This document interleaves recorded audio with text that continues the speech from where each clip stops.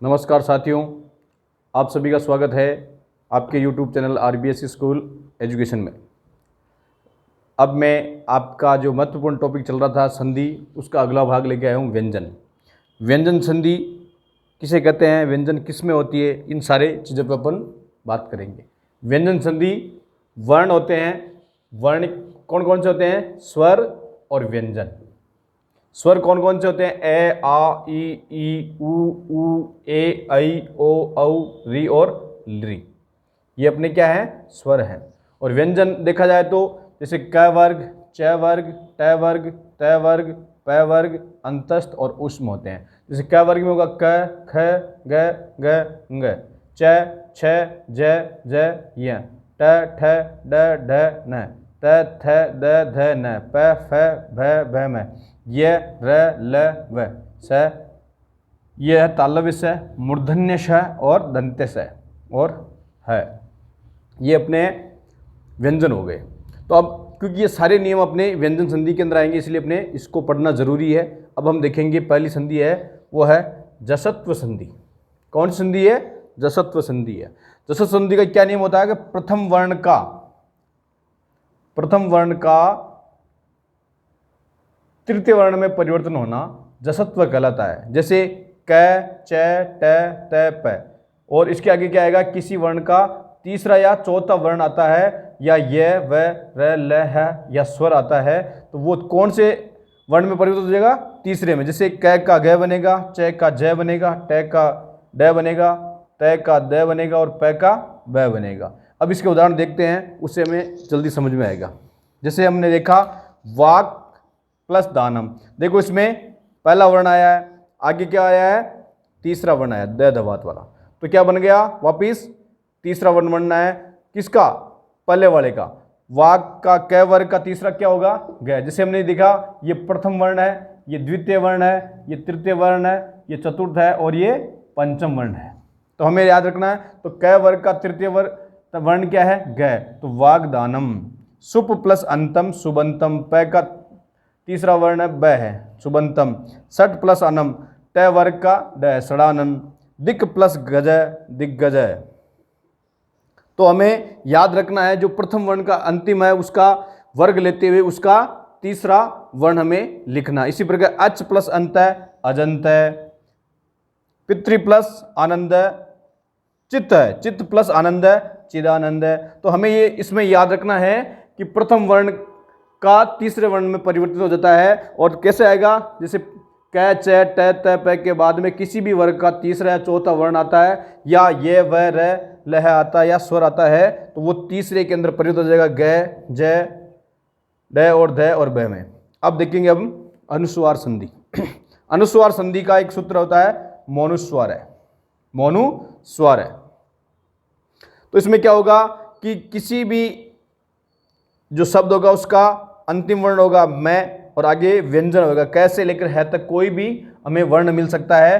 तो उस वर्ण व्यंजन आने के बाद में वो मैं क्या हो जाता है? अनुस्वार बन जाता है। हम देखते कई बार शब्दों में मैं ऊपर होता है, वो होने के कारण किस वजह से होता है? वो अनुस्वार संधि की वजह से होता है, और उसका सूत्र होता है मोनुस्वार है। तो इसीलिए जैसे हम दो उदाहरण के माध्यम से देखेंगे, गुरुम प्लस नमति, गुरुम प्लस नमति। तो हम इसका क्या करेंगे? संधि। गुरुम में ऊपर बिंदी लग रही है तो ये मैं है और आगे नमती है। इसी प्रकार सत्यम प्लस वद, सत्यम वद।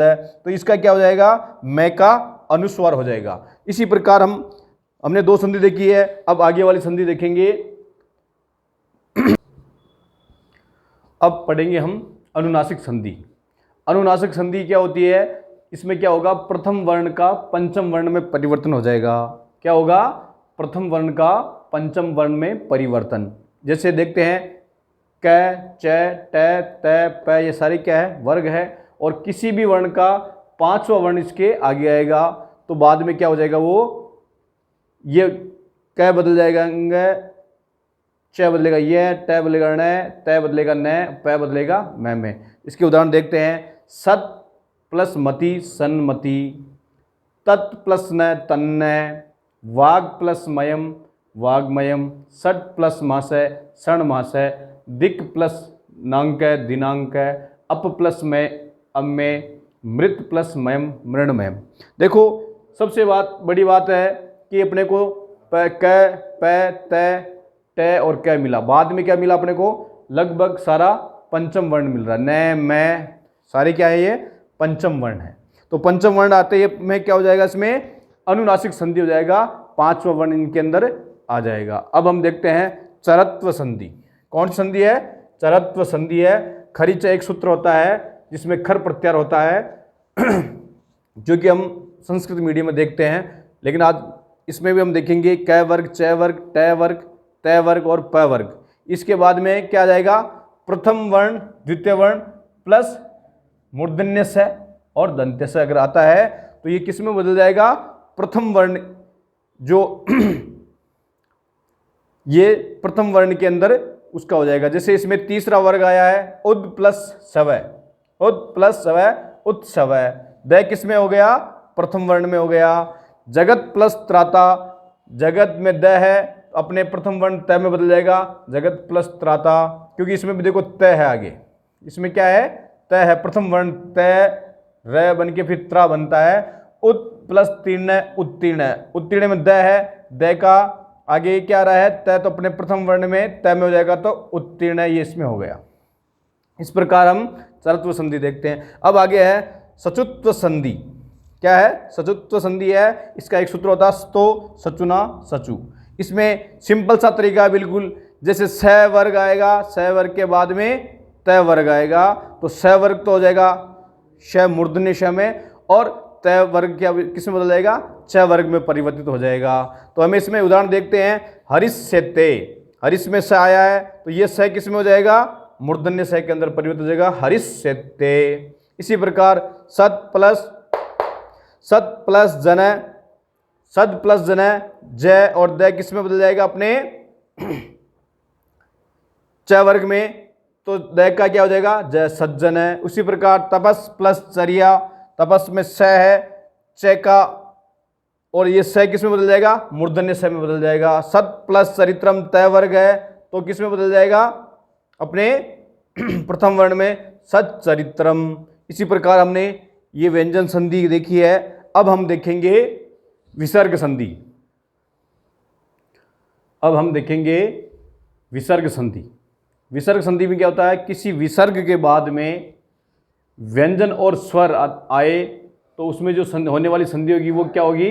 विसर्ग संधि होगी। हमने पहले देखा था स्वर संधि, स्वर और प्लस स्वर में होती है वो स्वर संधि। व्यंजन संधि होती है स्वर के बाद में जो व्यंजन आते हैं उसको व्यंजन संधि बोलते हैं। लेकिन विसर्ग संधि में क्या होगा? विसर्ग संधि के बाद में व्यंजन और स्वर आने के बाद में जो संधि होती है उसको हम विसर्ग संधि बोलते हैं। तो विसर्ग संधि का एक भेद है सत्व संधि। क्या है? सत्व संधि है। तो इसमें क्या होगा? विसर्ग के स्थान पर मूर्धन्य स, तालव्य स, मूर्धन्य स और दंत्य स आदेश हो जाएगा।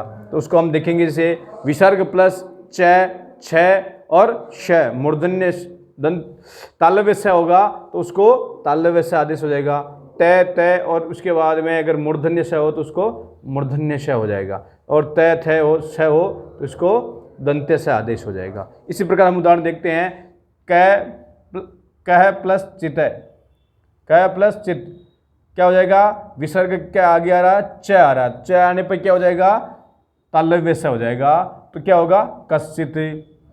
बालय प्लस षष्ठ, बालय प्लस षष्ठ है। इसमें क्या आ रहा है? विसर्ग के बाद में श आ रहा है तो बालस षष्ठ है, बालस षष्ठ हो जाएगा। इसी प्रकार कृष्ण प्लस तदा, इसमें क्या आ रहा है? तय वर्ग आ रहा है तो कृष्णस तदा हो जाएगा, इसमें दंत्य से आएगा। इसी प्रकार गोपाल प्लस तथैव, गोपाल है प्लस तथैव, तो इसमें विसर्ग के बाद में क्या आ रहा है? तय आ रहा है तो क्या हो जाएगा? इसको दंत्य से आदेश हो जाएगा। दंत्य से होने पर क्या होगा? गोपालस, गोपालस तथैव। इसी प्रकार हम इसके एक और उदाहरण देखते हैं। जैसे च, छ के बाद में मूर्धन्य ये तालव्य से आएगा तो तालव्य से के बाद में इसको तालव्य से ही आदेश होता है। तो जैसे भक्तस प्लस शोभते तो भक्तस शोभते। छात्र प्लस छादयति, छात्रस छादयति।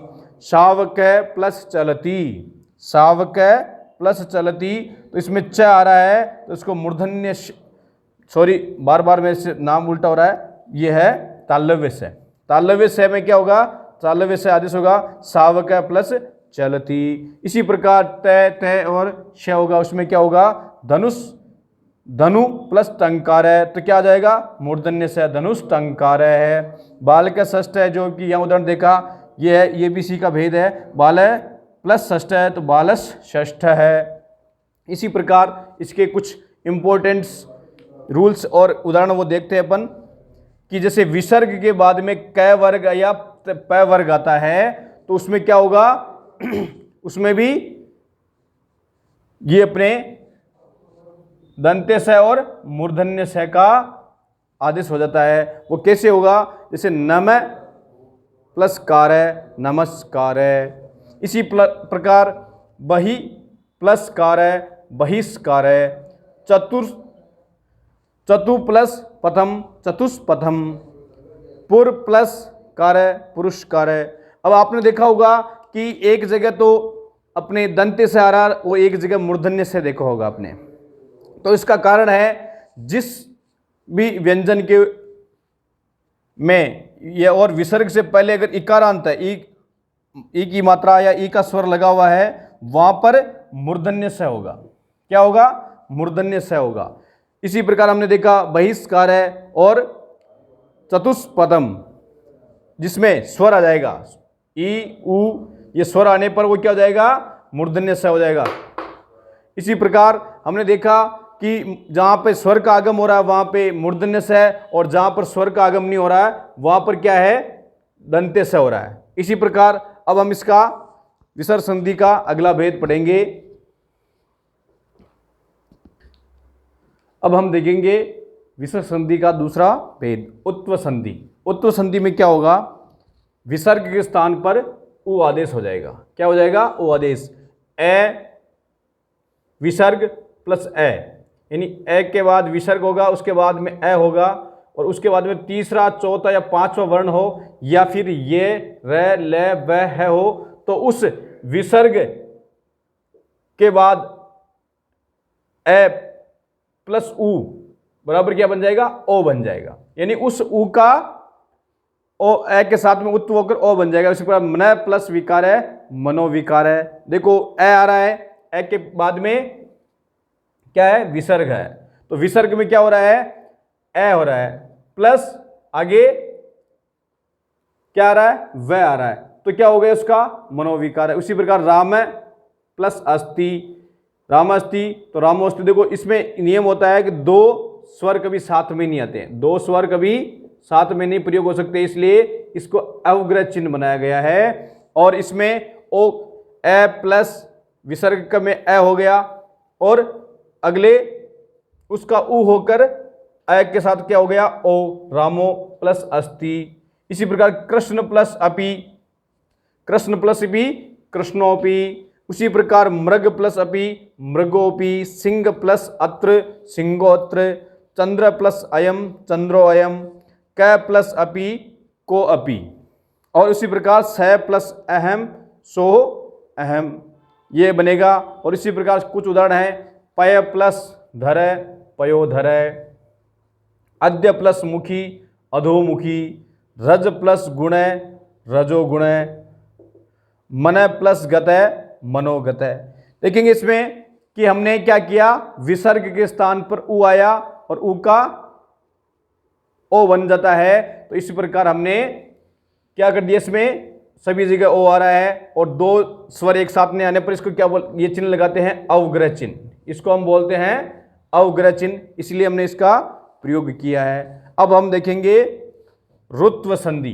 क्या देखेंगे रुत्व संधि, यानी इसमें विसर्ग के स्थान पर क्या हो जाएगा र का आदेश हो जाएगा। तो ए आ से भिन्न स्वर, यानी ए आ को छोड़कर जो दूसरे स्वर आए उसके बाद में अगर विसर्ग आता है और उस विसर्ग के बाद में स्वर या तीसरा चौथा या पांचवा वर्ण आता है या है ये र ल व आता है, तो उस विसर्ग क्या क्या हो जाएगा र हो जाएगा। क्या हो जाएगा र हो जाएगा। इसी प्रकार हम देखेंगे प्रातः प्लस गच्छति। प्रातः के बाद प्रातः में क्या है विसर्ग, विसर्ग के बाद में क्या है तीसरा वर्ण आ रहा है अपने पास, तो क्या हो गया इसका र हो जाएगा प्रातः गच्छति। र का नियम होता है जब र आधा होता है तो वो क्या होगा, वो ऊपर चला जाएगा। अगर इसके साथ में अगर स्वर आता है तो वो स्वर के साथ में लगकर उसका रूप बन जाएगा। इसी प्रकार आशीर्वचनम, आशी प्लस वचनम, इसमें इस इकारांत का देखो यहाँ ई आ गया, ए आ को छोड़ के स्वर बिना रहा, ई आ गया, इसलिए इसमें र हो जाएगा आशीर्वचनम। बहिर्भागे, बहिर्भागे में इस विसर्ग का क्या हो जाएगा, र, तो ऊपर चला जाएगा, बही, बही भागे तो बहिर्भागे हो जाएगा। इसी प्रकार चतु प्लस भुजय, तो इसमें भी र का आगम होगा चतुर्भुजय। इसी प्रकार नि प्लस धनय, तो इसमें र का आगम होने पे क्या बनेगा, निर्धनय। धनुष, धनु प्लस धरय, धनुर्धरय।